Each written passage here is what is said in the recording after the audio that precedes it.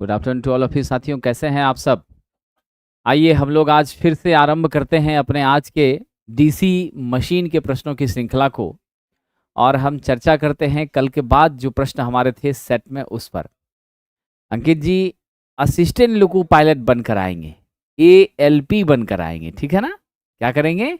ALP बनकर आएंगे। मेरा आशीर्वाद आपके साथ और आप सभी छात्रों के साथ सदैव है।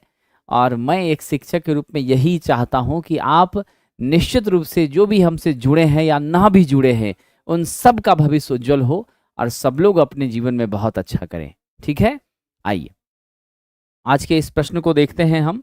बड़ा ही इंटरेस्टिंग प्रश्न है साथियों। बीच में आपकी क्लासेस जो हैं मैं सूचना दे देता हूं, बीच में मुझे लगता है 1 वीक आपकी ये क्लासेस डिस्टर्ब रहेंगी क्योंकि मैं थोड़ा आउट ऑफ पटना रहूँगा, तो उस वजह से आपकी क्लासेस बीच में 1 वीक नहीं होंगी, फिर अपने समय से कंटिन्यू होने लग जाएंगी। इसकी इंफॉर्मेशन यूट्यूब के माध्यम से आपको दे दी जाएगी। फिलहाल आप अभी ये जान लीजिए। आइए साहब, पहला प्रश्न है, आर्मेचर प्रतिक्रिया का प्रभाव चुंबकीय उदासीन अक्ष को डैश की ओर स्थापित करता है। चुंबकीय उदासीन अक्ष, इसी को अंग्रेजी में हम कहते हैं साहब MNA। क्या कहते हैं इसको? मैग्नेटिक, इसी को कहते हैं मैग्नेटिक न्यूट्रल एक्सिस। इसी को हम क्या कहते हैं? मैग्नेटिक न्यूट्रल एक्सिस कहते हैं। दोस्तों ध्यान रखिएगा, ये जो मेरी चुंबकीय उदासीन अक्ष है साहब, इसमें ध्यान देने वाली बात है जो हमारे आर्मेचर रिएक्शन है वो क्या होते हैं, सबसे पहले उसे आप आराम से समझिए। ठीक है, आइए। तो हमारा जो आर्मेचर रिएक्शन है, मान लिया हमने ये मेरी क्या है मैग्नेटिक पोल है और इस पोल पर इस तरह से हमने वाइंडिंग लपेट दिया है। क्या किया साहब? वाइंडिंग लपेट दिया है। अब हमने जैसे ही एक्साइटेशन दिया तो यहाँ फ्लक्स उत्पन्न हुई और ये फ्लक्स आपकी इधर इस तरीके से नीचे जो है साहब सीधे सीधे सीधे सीधे आ रही हैं। ठीक है, नीचे की ओर सीधे आ रही हैं। अब फिर क्या हुआ, हमारी ये फ्लक्स तो नीचे आ रही हैं, लेकिन यहाँ आपका क्या है आर्मेचर, ये क्या है आपका आर्मेचर। अब आर्मेचर में जो करंट होती हैं उस करंट के कारण भी आपका क्या होता है, कहीं न कहीं फ्लक्स विकसित होता है। और ये जो फ्लक्स है ये आर्मेचर का फ्लक्स फाई A है और ये वाली मेन फ्लक्स आपकी फाई M है। अब ये वाली फ्लक्स क्या करती है, इस आर्मेचर के फ्लक्स को एक कॉर्नर पर यानी लीडिंग पोल टिप पर भेज देती है, उसके रास्ते को भटका देती हैं। ठीक है, डेविएट कर देती हैं। तो रास्ता भटकाना क्या कहलाता है? Cross magnetisation. क्या कहलाता है साहब? क्रॉस मैग्नेटाइजिंग नेचर की ये हमारी आर्मेचर रिएक्शन हुई, ये क्या कहलाती है? Cross magnetising. उसके जस्ट बाद एक तो ये काम करेगा, दूसरा क्या करेगा, जस्ट इसका विरोध करेगा, यानी ये नीचे आ रहा है तो ये ऊपर जाएगा, अपोज करेगा। तो जो अपोज करना है दैट मीन्स डीमैग्नेटाइजेशन। तो क्या हो गया ये? डीमैग्नेटाइजिंग। तो ये क्या हो गया साहब? डीमैग्नेटाइजिंग। तो ध्यान रखिएगा ये दो चीजें होंगी, जस्ट अपोज करेंगी तो डीमैग्नेटाइजेशन, और जस्ट एक क्या कर रही है रास्ता डेविएट कर रही है तो क्या हो गया आपका क्रॉस मैग्नेटाइजेशन। तो दो तरह का प्रभाव पड़ा, जिस वजह से क्या होती है आपकी चुंबकीय क्षेत्र में कमी आती है। क्या होती है साथियों? हमारे मैग्नेटिक फील्ड में कमी आती है और परिणाम ये होता है कि हर जगह यूनिफॉर्म मैग्नेटिक फील्ड हमें नहीं मिलती। और जब एक समान चुंबकीय क्षेत्र हमें नहीं प्राप्त होती तो वैसी परिस्थिति में आप गांठ बांध लो दोस्तों, क्या होता है जब यूनिफॉर्म मैग्नेटिक फील्ड नहीं प्राप्त होती तो समस्या क्या होती है साहब, मालूम है आप लोगों को? तो समस्या ये होती है कि मेरा EMF कमजोर हो जाता है। क्या होता है? मेरा EMF कमजोर हो जाता है। ये सबसे बड़ी प्रॉब्लम्स हैं। तो आपका सवाल है कि मैग्नेटिक न्यूट्रल एक्सिस को डैश की ओर स्थानांतरित करते हैं, किस ओर स्थानांतरित करते हैं, ये जरा जवाब दीजिए। बहुत अच्छा प्रश्न है।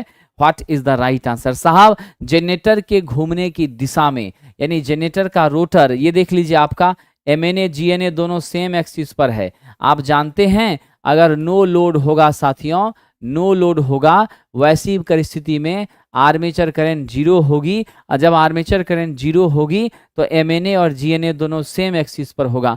आप सब इस बात को जान लीजिए, हमारा जो ज्योमेट्रिकल न्यूट्रल एक्सिस, जीएनए क्या होता है? Geometrical neutral axis. एमएनए क्या होता है? Magnetic neutral axis.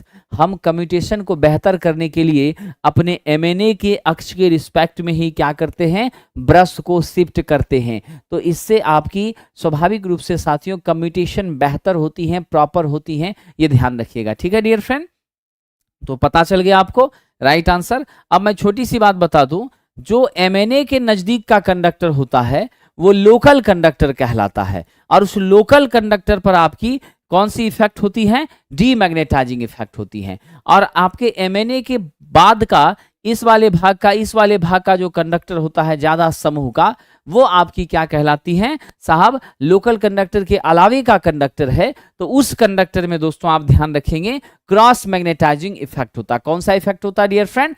Cross magnetising effect होता है। ठीक है, तो चलिए हम लोगों का उत्तर मिल गया कौन सा? ऑप्शन नंबर ए, जनरेटर के घूमने की दिशा में ही हम क्या करते हैं?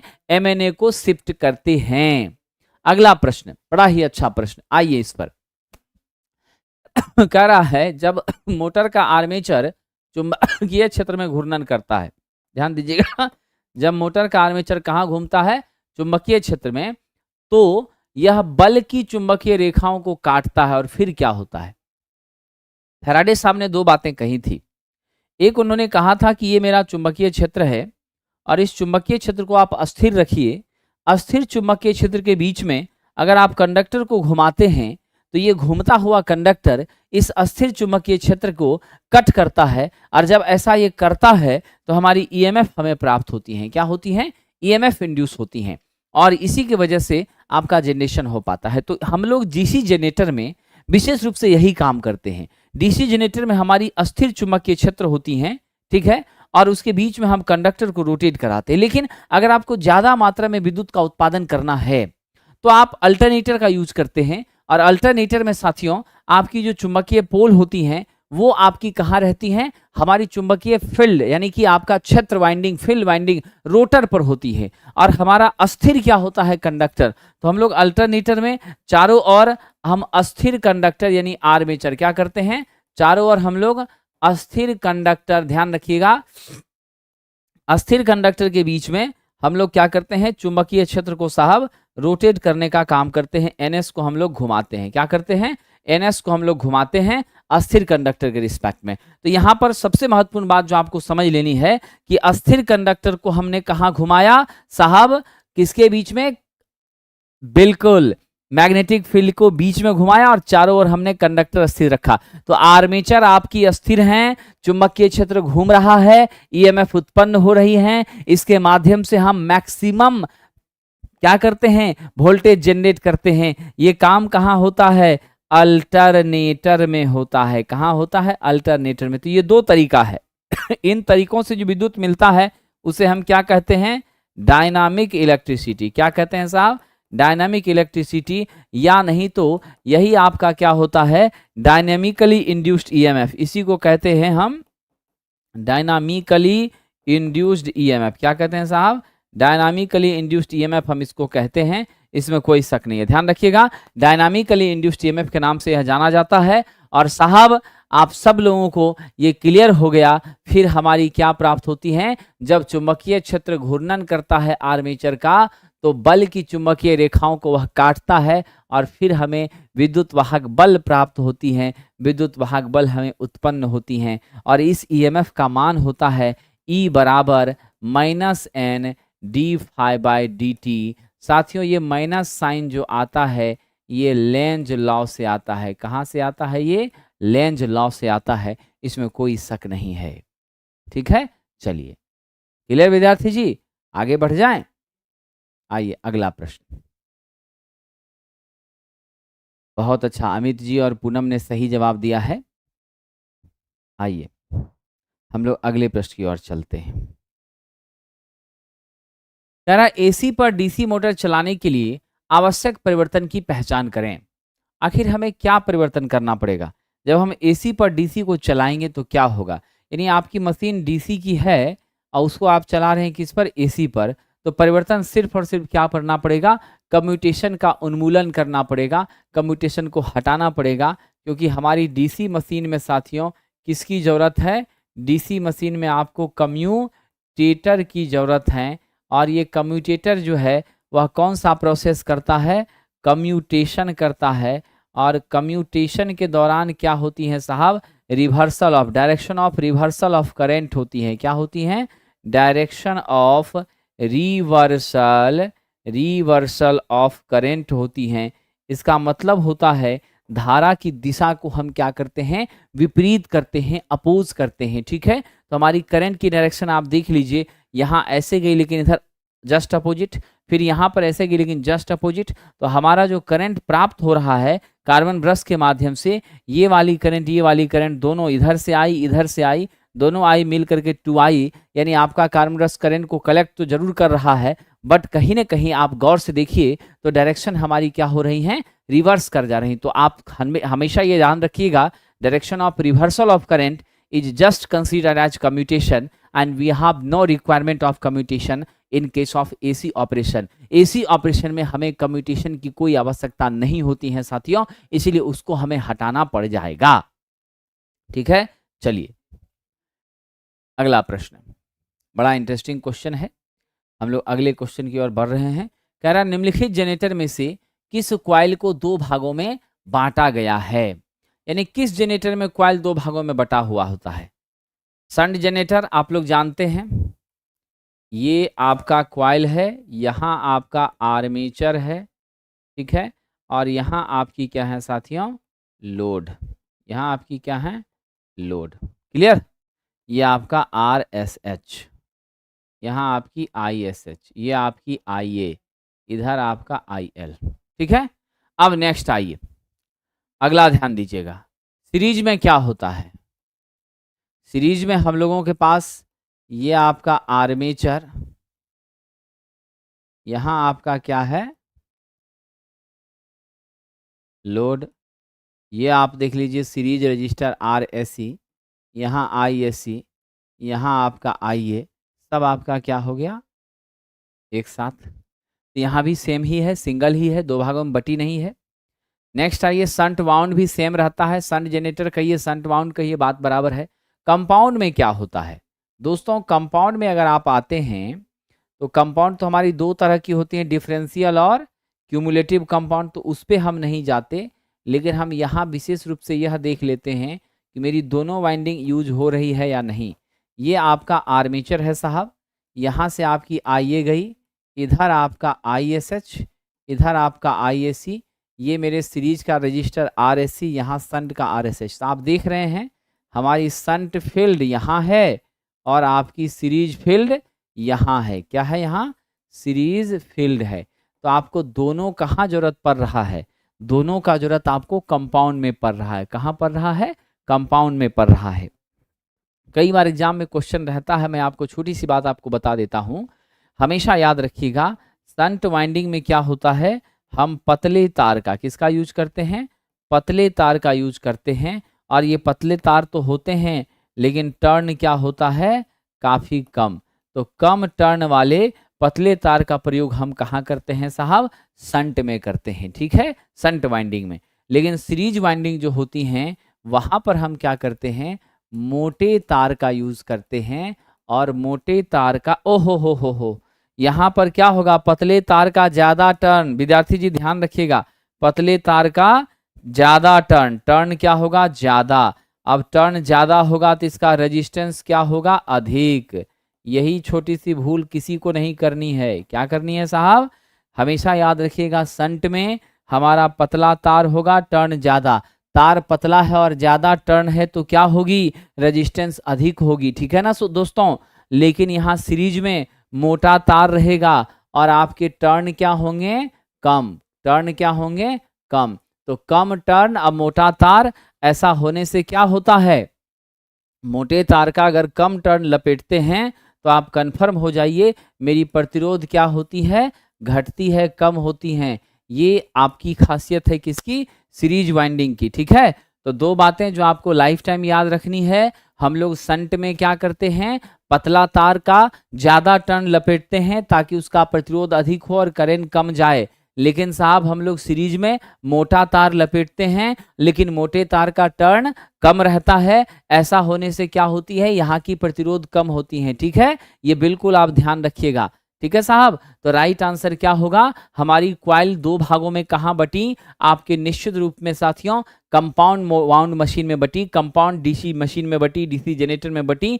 एक उधर सीरीज की वाइंडिंग है फील्ड की, इधर आपका क्या है, शंट की फील्ड वाइंडिंग है। ठीक है दोस्तों, तो ये जरूर आप ध्यान रखिएगा। Very good very good, right answer is option number D. बहुत सारे छात्रों ने सही जवाब दिया है। आइए अगला प्रश्न, एक पोल के दूसरे पोल के प्रभाव से गुजारने पर आर्मेचर के करंट में परिवर्तन को क्या कहा जाता है। यानी एक पोल है हमारा, यहाँ मान लीजिए चुंबकीय पोल, ठीक है, P1, और दूसरा पोल मान लीजिए हमारा यहाँ है, ठीक है, P2। अब कह रहा है एक पोल से दूसरे पोल के प्रभाव से गुजरने पर आर्मेचर करंट में क्या परिवर्तन होता है। पोल का प्रभाव कहीं न कहीं क्या होता है, आपके फ्लक्स से साथियों जुड़ा हुआ है। तो एक पोल से दूसरे पोल के प्रभाव से गुजरने पर आर्मेचर के करंट में जो बदलाव होता है, तो आर्मेचर के करंट में बदलाव को ही क्या कहते हैं, कम्यूटेशन कहते हैं। मैंने तो अभी आपसे कहा था ना, क्या कहते हैं उसे, कम्यूटेशन। और इस कम्यूटेशन के दौरान आपकी करंट IA मान लीजिए इस डायरेक्शन में जा रही थी, तो कम्यूटेशन उसको क्या करता है, डायरेक्शन उसका जस्ट अपोजिट कर देता है। इसीलिए इसको क्या कहते हैं, reversal of direction of current. क्या कहते हैं इसको, reversal of direction of current. तो हमेशा याद रखना कि हमारी कम्यूटेशन जो टेक्निक है उसमें पोल के एक पोल से दूसरे पोल पर जाने के दौरान आपकी धारा की दिशा में क्या होती हैं, परिवर्तन होती हैं, चेंजिंग होती हैं। यही चीजें आपकी क्या है साथियों, यहाँ पर ध्यान रखिएगा, reversal of direction of current है। Right answer is which one, option number D, commutation. Armature reaction क्या था जान रहे हैं आप लोग, आर्मेचर फ्लक्स का क्या है साहब, आर्मेचर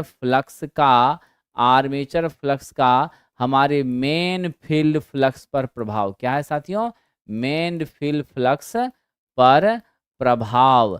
ये आपका क्या है, आर्मेचर रिएक्शन। क्या है दोस्तों, आर्मेचर रिएक्शन। ठीक है, ध्यान रखिएगा।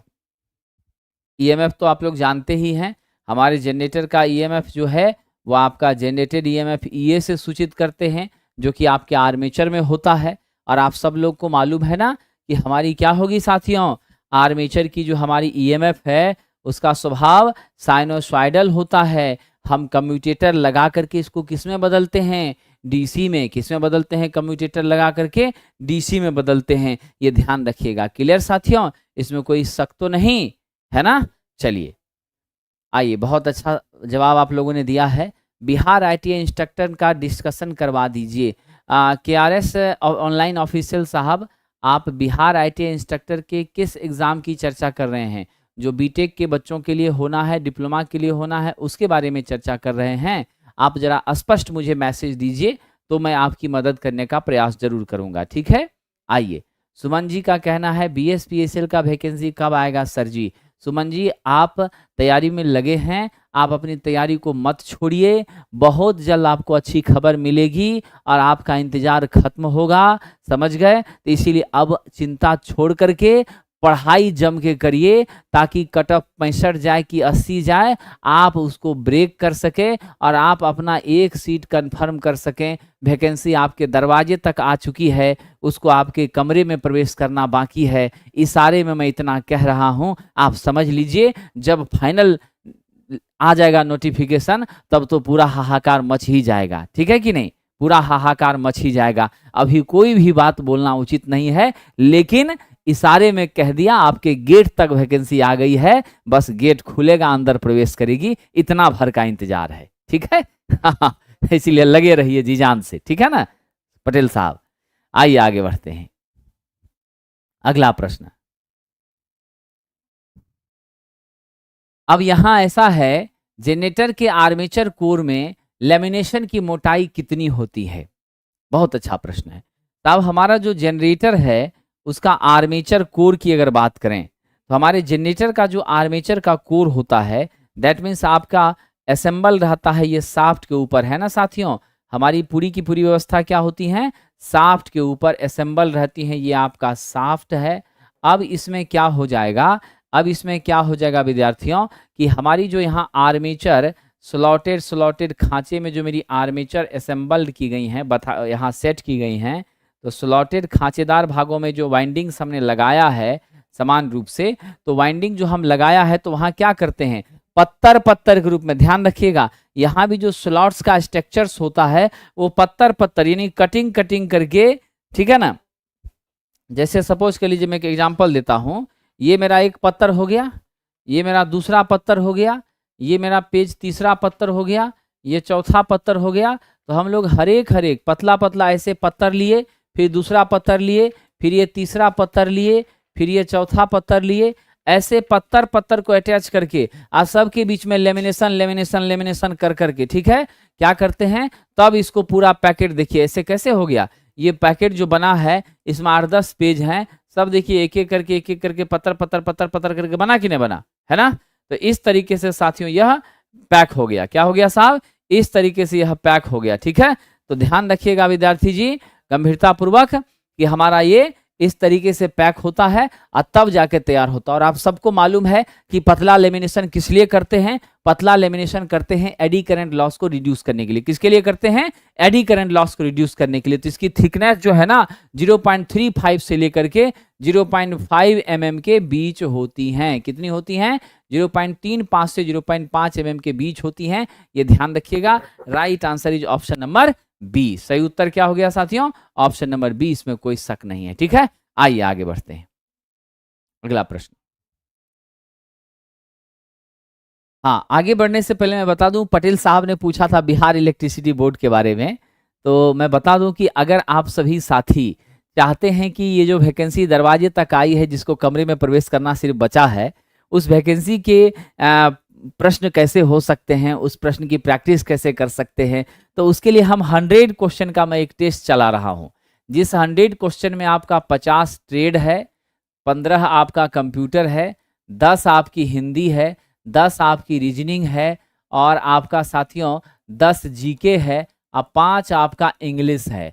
तो बिल्कुल जो एग्जाम का पैटर्न है सिंगल एग्जाम का, सेम एज इट इज उसी पैटर्न का क्वेश्चन, मात्र 90 मिनट का समय, ठीक है। आप हमारे इस फुल लेंथ टेस्ट से जुड़ सकते हैं, जिसमें हम ट्रेड के टेक्निकल 50 प्रश्न का डिस्कशन करवाते हैं, बाकी का डिटेल सॉल्यूशन हम आपको प्रदान करते हैं।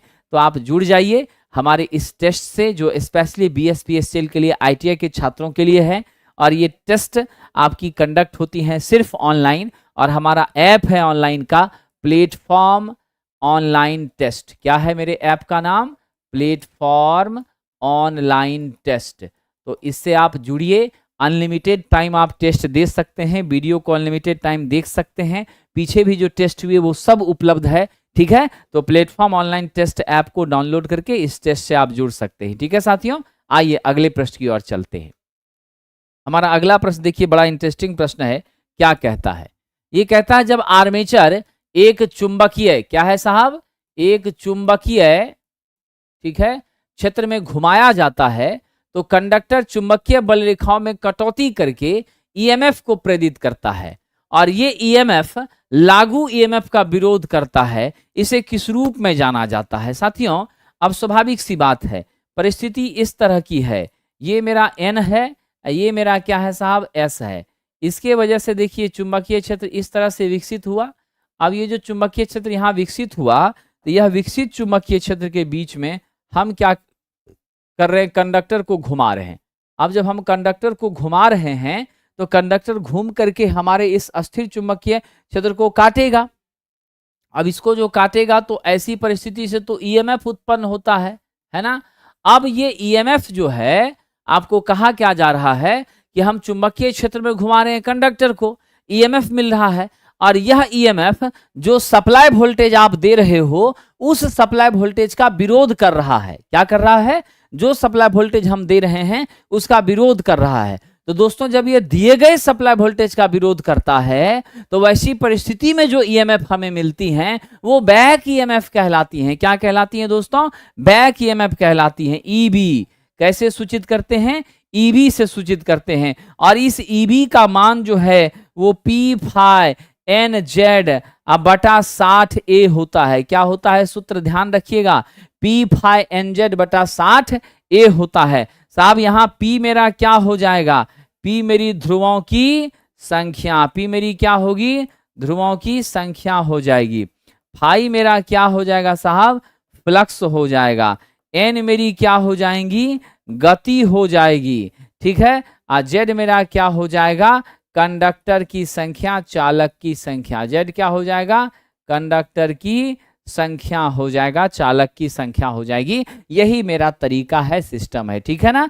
तो बिल्कुल छात्रों, आप सब ने, पटेल साहब ने, पूनम, सुमन, BSP सेल व्यू ने, अमित कुमार सिंह ने, लक्ष्मी ने, सभी बच्चों ने सही जवाब दिया। Right answer is option number A, back EMF। ठीक है ना? और ये बैक EMF जनरली हमें कहाँ मिलती हैं? आप ध्यान रखिएगा, ये हमें मोटर में मिलती है। कहाँ मिलती हैं साथियों? हमें मोटर में मिलती हैं, क्योंकि मोटर आपका इलेक्ट्रिकल एनर्जी को किस में बदलता है जी? मोटर आपका इलेक्ट्रिकल को मैकेनिकल में बदलता है। किस में बदलता है? मैकेनिकल में। वहां पर इलेक्ट्रिकल पावर आप देते हैं, अब मैकेनिकल मिलता है। ठीक इसी तरीके से आप ध्यान रखिएगा, ठीक इसी तरीके से जनरेटर मेरा उल्टा काम करता है। जनरेटर को हम मैकेनिकल देते हैं और इलेक्ट्रिकल हमको मिलता है। जनरेटर को क्या करते हैं? हम मैकेनिकल देते हैं, इलेक्ट्रिकल हमको मिलता है। इसमें कोई शक नहीं। ठीक है, आइए साहब आगे बढ़ जाएं। नेक्स्ट प्रश्न साहब, आर्मेचर प्रतिक्रिया को डैश पर आर्मेचर द्वारा क्या किया जाता है? स्थापित चुंबकीय क्षेत्र के प्रभाव के रूप में जाना जाता है। तो स्वाभाविक है, आपको मैंने आज चर्चा किया ही है। आर्मेचर प्रतिक्रिया क्या है साहब? हमने आपसे कहा था ना अभी जस्ट, हमारी मेन फ्लक्स जो यहाँ आ रही है, उस मेन फ्लक्स पर आर्मेचर के अंदर उत्पन्न फ्लक्स का जो प्रभाव होता है ना, फाइएम को यह या तो विस्थापित करती है, यानी क्रॉस मैग्नेटाइज करती हैं, या जस्ट अपोज करती हैं। तो हमारे आर्मेचर की फ्लक्स का जो चुंबकीय मेन फ्लक्स पर प्रभाव पड़ता है, उसी को क्या कहते हैं? Armature reaction. तो मेन फील्ड फ्लक्स को दो तरह से ये क्या करती हैं साहब? क्रॉस मैग्नेटाइज करती हैं। क्या करती हैं? क्रॉस मैग्नेटाइज करती हैं। और दूसरा क्या करती हैं दोस्तों? डीमैग्नेटाइज करती हैं। तो ये दो काम यह करती हैं, ये ध्यान रखिएगा साहब। ठीक है कि नहीं?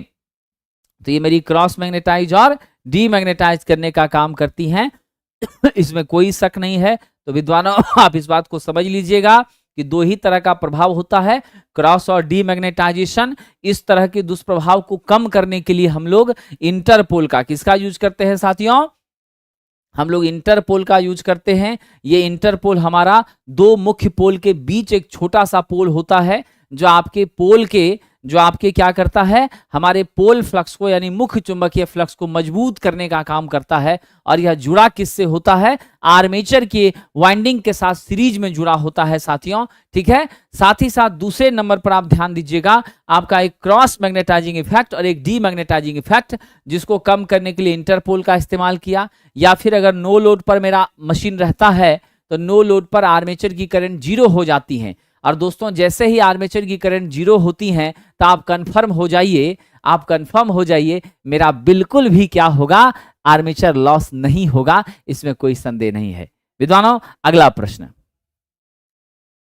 यदि शंट फील्ड के कारण वोल्टेज में नो लोड से फुल लोड तक गिरावट और सीरीज फील्ड के कारण उसके वजह से जो गिरावट हुई वो वृद्धि बराबर है, तो टर्मिनल वोल्टेज कांस्टेंट रहता है। इस तरह के जनरेटर को क्या कहते हैं? गौर कीजिएगा, कह रहा है हम नो लोड से जब फुल लोड की तरफ चले तो मेरे वोल्टेज में क्या हो गई? कमी। वोल्टेज में क्या हो गई? कमी। किसमें साहब? आपके शंट फील्ड में। किसमें साहब? शंट के केस में। लेकिन यही बात जब हम सीरीज में गए, तो सीरीज में क्या हो गया? जितनी गिरावट यहां हुई थी, वह भी की कमी अब क्या हो गई? वृद्धि में बदल गई। अब ये कमी जब वृद्धि में बदल गई, तो आपका वोल्टेज क्या रह गया? कांस्टेंट रह गया। आपका वोल्टेज क्या रह गया?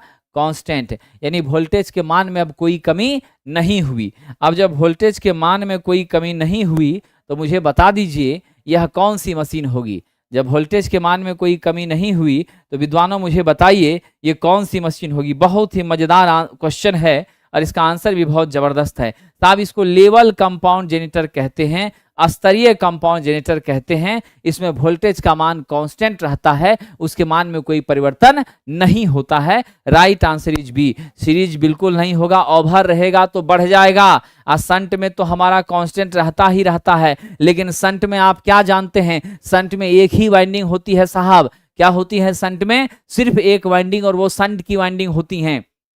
लेकिन यहां दो बातें कह दिया, आप क्वेश्चन से ही आंसर पे पहुंच जाएंगे। पहला सेंटेंस कहा है शंट फील्ड में वोल्टेज घटा, और दूसरा क्या कहा, सीरीज में वोल्टेज बढ़ा, और जितना घटा उतना ही बढ़ा, दोनों मिल करके कांस्टेंट रह गया। तो ये शंट फील्ड और सीरीज फील्ड दो फील्ड आप कहाँ इस्तेमाल करते हैं दोस्तों? ये दो फील्ड हम इस्तेमाल करते हैं, यकीन मानिए, सिर्फ और सिर्फ कंपाउंड में। किसमें साहब? कंपाउंड में। अब ये अलग बात होगी कि सपोर्ट करेगा या नहीं करेगा, तो इसलिए डिफरेंशियल होगा कि क्यूमुलेटिव होगा, वो बाद में तय होगा। लेकिन पहली बात तो तय है कि यहाँ पर दो अलग अलग वाइंडिंग्स का हमने क्या किया है, इस्तेमाल किया है। एक आपका सीरीज फील्ड, एक आपका शंट फील्ड, इसमें कोई शक नहीं। तो राइट आंसर इज आपका कंपाउंड। लेकिन उस कंपाउंड में भी दो है आपके पास, ये दोनों तो काट दिए। अब है ओवर, एक है लेवल। ओवर में आपका ज्यादा हो जाएगा और लेवल में आपका बराबर रहेगा। So the right answer is option number D dear friend. ठीक है, कोई दिक्कत तो नहीं साथियों? चलिए विद्यार्थी जी, ये जो हम डीसी मशीन का प्रश्न करवा रहे हैं और जो ट्रांसफार्मर का प्रश्न आपको 150 से ज्यादा करवाया है, प्लेलिस्ट भी मैंने बना दिया है आशीष सर इलेक्ट्रीशियन, वहां सभी वीडियो एक साथ आपको मिल जाएंगी। अगर जो भी बच्चे बाद में देखना चाहें उसको देख सकते हैं और प्रश्नों को मेहनत के साथ तैयार कर सकते हैं। और ये सभी प्रश्न आपको असिस्टेंट लोको पायलट में मदद करेगा, ये सभी प्रश्न आपको बार्क में मदद करेगा, डीआरडीओ में मदद करेगा, पीजीसीआईएल में मदद करेगा, पंजाब स्टेट पावर में मदद करेगा। जितनी भी एग्जामिनेशंस आपकी होती हैं सभी जगह इन प्रश्नों का आपको महत्व है और वहां आपको यूज है। बस आप ये बता दीजिए कि ये वाला जो मैं करवाने का प्रयास कर रहा हूं, इससे आपको 0% भी फायदा हो रहा है कि नहीं हो रहा है। ऐसा तो नहीं है कि आपके किसी काम का नहीं है। अगर किसी काम का नहीं है तो इसको बंद कर देंगे, अगर काम का है तो चालू रखेंगे। जरा सा कमेंट करके बता दीजिएगा, हमको भी थोड़ा सा हौसला जो है बढ़ जाएगा कि करना चाहिए कि छोड़ देना चाहिए। आइए साथियों आगे बढ़ते हैं। अब यहां पर क्या है, कम्यूटेशन विद्युत प्रवाह में करंट में एक परिवर्तन करता है जो कि आर्मेचर में डैश के प्रभाव से गुजरने पर होता है। चलिए बहुत अच्छी बात है, 100% बेनिफिट हो रहा है गुरुजी। चलिए अमित जी बहुत अच्छा है, तब तो काफी फायदेमंद है। सुरुचि का भी कहना है फायदा हो रहा है, बीएसपीसीएल व्यू भी स्वीकार कर रहे हैं कि फायदा हो रहा है। चलिए जब आप लोग सोच रहे हैं कि फायदा हो रहा है तो हम भी लगे रहते हैं आपकी मदद में, है कि नहीं है? चलिए तो साहब यहां कह रहा है कम्यूटेशन में जो विद्युत प्रवाह है उसमें जो परिवर्तन होता है वह एक ध्रुव से अगले ध्रुव में धारा की दिशा में बदलाव है। क्या है कृष्णा जी? एक ध्रुव से दूसरे ध्रुव में धारा की दिशा में बदलाव है। और ये होता कैसे है साहब? आप जानते हैं आपकी शॉर्टेड आर्मेचर में कॉइल में जो धारा पास होती है वो चुंबकीय उदासीन अक्ष को पार करती है। मेरा जो मैग्नेटिक न्यूट्रल एक्सिस है उसको वो बाईपास करता है, पार करता है। और जब मैग्नेटिक न्यूट्रल एक्सिस से बाईपास करता है तो उसको न्यूट्रलाइज करके वहां करंट के मान को बिल्कुल जीरो बना देता है साथियों। और ऐसी परिस्थिति जब आती है तो हमारे बाह्य परिपथ को क्या प्राप्त होती है? डीसी प्राप्त होती है, और वो भी परिवर्तित डीसी प्राप्त होती है। मतलब आपका पहले जो डीसी जो ईएमएफ था वो तो आपका एसी था, वो तो अल्टरनेटिंग नेचर का था। लेकिन अब जो मिलेगा वो क्या होगा आपका साथियों? स्वाभाविक रूप से अगला जो होगा वो आपका बदल करके मिलेगा, यानी एसी को डीसी में करने का काम करेगा। तो ध्यान रखिएगा ये आपकी समान रूप से क्या होती हैं, आर्मेचर में एक ध्रुव से अगले ध्रुव के प्रभाव से गुजरने पर यह होता है। जब तक हम पोल के इफेक्ट को निश्चित रूप से साहब क्या करेंगे, परिवर्तित नहीं करेंगे, चेंज नहीं करेंगे, डायरेक्शन में हमारा निश्चित रूप से बदलाव नहीं आएगा, तब तक यह संभव नहीं होगा। सो the right answer is option number D. दो तीन बातें आप डीसी मशीन के बारे में कंफर्म जान लीजिए। पहली बात ये जान लीजिए साथियों कि हमारा जो डीसी मशीन है वहां पर हमें कम्यूटेटर लगाना पड़ता है। और ये कम्यूटेटर का मुख्य मकसद क्या होता है साथियों? इसका मुख्य मकसद होता है जो एसी ईएमएफ हमें मिली है, अल्टरनेटिंग ईएमएफ हमें मिली है, वह क्या हो जाए, वह आपका डीसी में बदल जाए। क्योंकि डीसी जनरेटर है, हमें आउटपुट में डीसी ही चाहिए। और इसके लिए हमको कार्बन ब्रश भी लगाना पड़ता है। और ब्रश कार्बन का इसलिए लेते हैं ताकि कार्बन आपकी मुलायम होती है, समझ गए, और सॉफ्ट होने के कारण आपके शाफ्ट पर उसका घर्षण जो है, फ्रिक्शन जो है, अगर होता भी है तो स्क्रैच नहीं आती है। अगर जरा भी स्क्रैच आएंगी तो टोटल मशीन आपकी स्पॉइल कर जाएंगी, चिंगारी उत्पन्न होगी, सब जलकर राख हो जाएगा, क्योंकि कम्यूटेटर के राइजर से ही आपकी वाइंडिंग के छोर क्या होते हैं, फंसे हुए होते हैं, अटैच्ड होते हैं। ये आप सब निश्चित रूप से साथियों जानते हैं, इसमें कोई शक नहीं। विद्यार्थी जी, ये सब बेसिक बात तो आप जान ही लिए हैं, और आपको यह भी मालूम चल चुका है कि हमारा जो बैक ईएमएफ है ईबी, यह बैक ईएमएफ ईबी का मान यहाँ यदि जनरेटर है तो वहां ईए से सूचित किया जाएगा, और ये भी आपका P∅NZ/60A होगा। अब चलिए, ए तो आपका समांतर पाथ की संख्या है। क्या है ये? समांतर पथ की संख्या। अब मैं एक छोटा सा प्रश्न आपको बताता हूं जो क्वेश्चन पूछा जाता है, अगर लैप वाइंडिंग होगी तब मेरा ईए का मान क्या होगा? लैप वाइंडिंग होगी तो ईए बराबर लिखिए P∅NZ/60A। लैप में क्या जानते हैं आप? लैप वाइंडिंग में ए पी के बराबर होता है ना, पोल की संख्या के बराबर। तो हम यहाँ लिख दें P∅NZ, बटा नीचे भी 60P लिखें कि नहीं लिखें? अब PP कट गया, क्या हो गया? ∅NZ/60 हो गया कि नहीं हो गया साथियों? ठीक है। अब आइए साहब, अगर यही बात, कई बार क्वेश्चन इस तरह से भी रहता है, ध्यान देना। अगर आपका क्वेश्चन ऐसा हो जाए, मेरा वेव वाइंडिंग, तो साथियों वेव वाइंडिंग में क्या होता है? ए का मान 2 ही होता है, फिक्स है।